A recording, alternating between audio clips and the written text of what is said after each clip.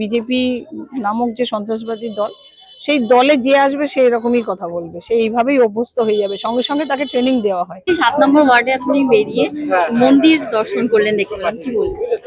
আমি সব ওয়ার্ডেই যাচ্ছি, সব জায়গায় ঘোরা হচ্ছে, যেখানে যত মন্দির আছে, অবশ্যই যে কোনো ধর্মস্থান আমাদের সবার নিজেদেরই, তো আমরা সেইগুলো পরিদর্শন করছি, যাচ্ছি। কোথাও কোথাও মানুষের দাবি আছে আমরা যাতে একটু সুন্দর করে সেই জায়গাগুলো তৈরি করে দিতে পারি, মন্দিরগুলো ভালো করে করা যায় সেটা।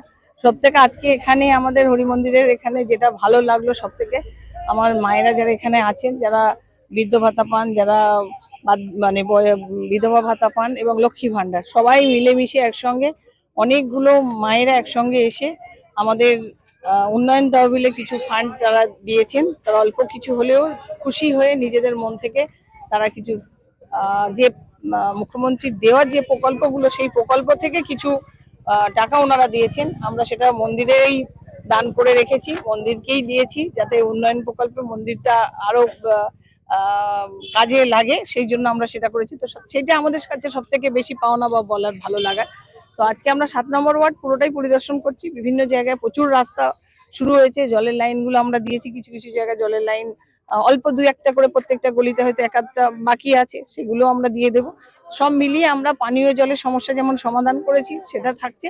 রাস্তাগুলো আমরা ঠিক করছি, মেরামতির কাজ চলছে এবং নতুন করে রাস্তা অনেকগুলো করা হচ্ছে, এবং তার সাথে আমরা জলের নিকাশি ব্যবস্থা, যেটা নিকাশি ব্যবস্থা, সেটাকে উন্নত করার জন্য আমাদের পরিকল্পনা আছে, সেটা আমরা করব নিশ্চয়ই।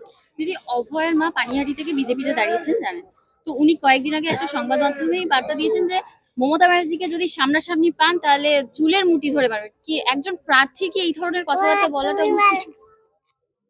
একজন প্রার্থী কি বলতে পারেন কি পারেন না সেটা আলাদা কথা। এই যে দল, যেটা বিজেপি নামক যে সন্ত্রাসবাদী দল, সেই দলে যে আসবে সে এরকমই কথা বলবে, সে এইভাবেই অভ্যস্ত হয়ে যাবে, সঙ্গে সঙ্গে তাকে ট্রেনিং দেওয়া হয়, সে এইভাবে বলতে বাধ্য। তাকে যখন যেখানে মানে ওই ফুলের প্রতীক চিহ্ন যার হাতে আসবে, যে ওই দলে আসবে, সে ওইভাবেই মানুষের বিভিন্নভাবে মানুষের গণতান্ত্রিক অধিকার তারা খর্ব করবে, বা তাদের যেটা বলার নয় সেই কথাগুলো তারা তখন দিক বেদিক জ্ঞান শূন্য হয়ে যায়, গিয়ে যা মুখে আসে, যা খুশি তাই মনে করে যেন বলতে পারি, যেন নিজেরাই সব থেকে মহান বলে নিজেদেরকে প্রমাণ করতে চান, যার জন্য সামনে যাকে পারে তাকে সেইভাবে বলে। কিন্তু বাংলার মাননীয় মুখ্যমন্ত্রী মমতা বন্দ্যোপাধ্যায়, ওনারা জানেন না বাংলার মানুষের মনের মণিকোঠায় বসে আছেন, তো ওনাকে কোনো রকম ভাবে কুৎসা, অপপ্রচার, মিথ্যা বিভিন্ন ভাবে গালিগালাজ করে কোনো রকম ভাবে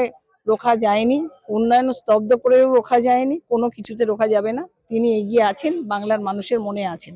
আপনার ডোর টু ডোরে আজকে বেশিরভাগ মহিলাদেরকে দেখতে পাচ্ছি। অবশ্যই আমাদের মেয়েরা সব থেকে বেশি, বেশ কয়েক বছর ধরে আমরা দেখছি, যখন থেকে দিদি এসেছেন, পরপর যেভাবে মায়েদের বিভিন্ন প্রকল্প রেখেছেন এবং বিভিন্ন পৌঁছে দিতে হয়, সেইগুলো জানেন, তারা করেন। তাই ভোট প্রচারটাও তারা যাচ্ছে, আমাদের সাথে যাচ্ছে।